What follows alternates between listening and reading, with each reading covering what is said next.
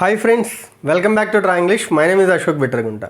Today we are going to learn about can. Can is a modal verb. ఈ can ఏంటంటే దేనికి use చేస్తాం? ఈ can అంటే సామర్థ్యం. Subject can, verb 1 object. అంటే సబ్జెక్ట్ తర్వాత క్యాన్ యూజ్ చేయాలి. అలానే మెయిన్ వర్బ్ ఎప్పుడు కూడా వర్బ్ 1లో ఉండాలి, అంటే బేస్ ఫామ్లో ఉండాలి, అండ్ ఆబ్జెక్ట్.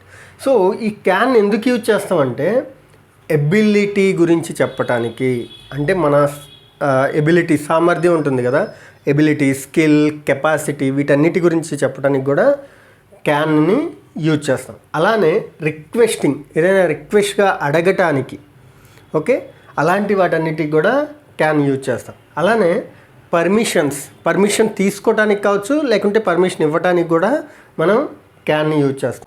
ఆఫర్ చేయటానికి కూడా క్యాన్ అని యూజ్ చేస్తాం. సో ఇవన్నీ కూడా ఒకసారి సెంటెన్సెస్ చూద్దాం. బట్ తెలుగులో వెళ్ళగలను, చేయగలను, తినగలను, మాట్లాడగలను, తాగగలను, ఇలా గలను అని వస్తూ ఉంటుంది కదా. అంటే వెళ్ళగలడు, తినగలడు, తాగగలడు, ఆమె చేయగలదు, నేర్చుకోగలదు, ఆడగలదు, పాడగలదు, ఇలా ఎనీథింగ్ ఏదైనా సరే గలను, గలడు, గలదు, ఇలా వస్తూ ఉంటాయి కదా. అలాంటి వాటన్నిటికీ క్యాన్ యూజ్ చేస్తాం. ఓకే, ఇక్కడ చూడండి, I can cook fish biryani. I can cook fish biryani, నేను ఫిష్ బిర్యానీ వండగలను. We can watch this video till the end. We can watch this video till the end, అంటే మేము ఈ వీడియోని చివరి వరకు చూడగలము. You can learn English within a month. You can learn English within a month, మీరు ఒక నెలలో ఇంగ్లీష్ నేర్చుకోగలరు. They can understand Hindi. They can understand Hindi, వాళ్ళు హిందీ అర్థం చేసుకోగలరు. హీ కెన్ ప్లే క్రికెట్, అతను క్రికెట్ ఆడగలడు. She can drive a car. She can drive a car, ఆమె కారు నడపగలదు. It can eat a KG chicken, అది 1 కేజీ చికెన్ తినగలదు. ఓకే, ఇదంతా కూడా ఎబిలిటీ. ఏంటి? వండగలను, చూడగలం, నేర్చుకోగలం, తర్వాత అర్థం చేసుకోగలం, ఇక్కడ ఆడగలం, ఇవన్నీ కూడా ఎబిలిటీ అనమాట. అదే రిక్వెస్టింగ్ అంటే can you please tell me about this. ఇక్కడ ఈ మార్కర్ ఉంది. సపోజ్ నేను మిమ్మల్ని అడుగుతున్నాను, can you please tell me about this, దీని గురించి మీరు చెప్పగలరా అన్నప్పుడు దీన్ని రిక్వెస్టింగ్ అంటాం. Okay, can I use your pen. మీ దగ్గర పెన్ ఉంది, నేను మిమ్మల్ని అడుగుతున్నాను, ఏమని? పర్మిషన్ అడుగుతున్నాను. మీ పెన్ను నేను యూజ్ చేయవచ్చా, వాడుకోవచ్చా? Can I use your pen, me pen నేను వాడుకోవచ్చా? లైక్ ఇక్కడ దీన్ని అంటే రిక్వెస్టింగ్ అయిపోయింది, పర్మిషన్ అయిపోయింది. ఆఫర్ చూడండి, if you by three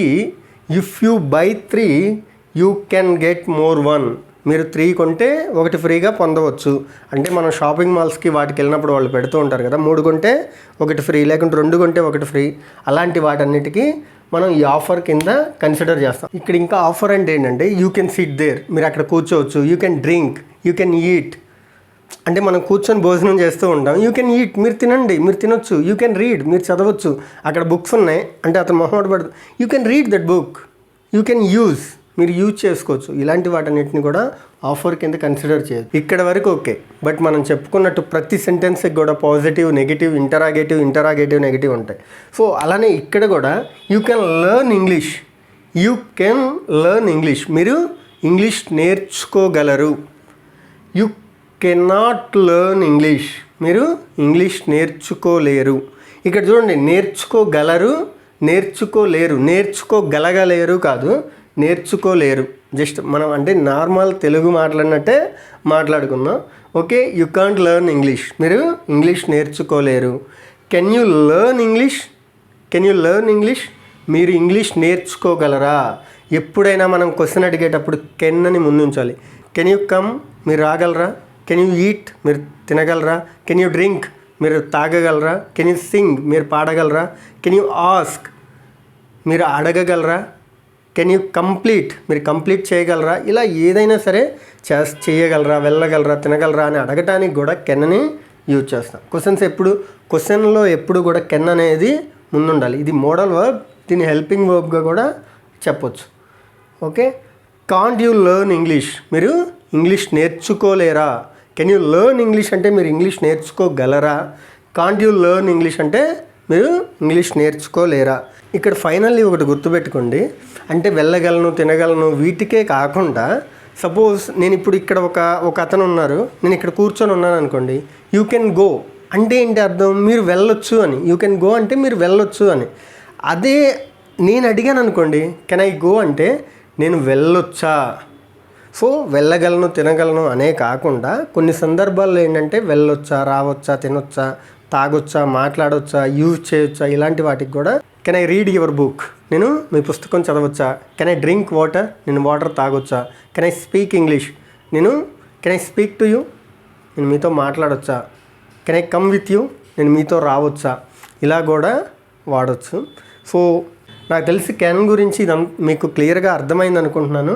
simple thing, ఎబిలిటీకి use చేస్తాం, రిక్వెస్టింగ్కి, పర్మిషన్స్కి, ఆఫర్స్కి. అండ్ ఒకసారి ఇవన్నీ చూసుకొని మెయిన్గా ఏంటంటే వర్బ్స్ ఎక్కువ తెలియాలి.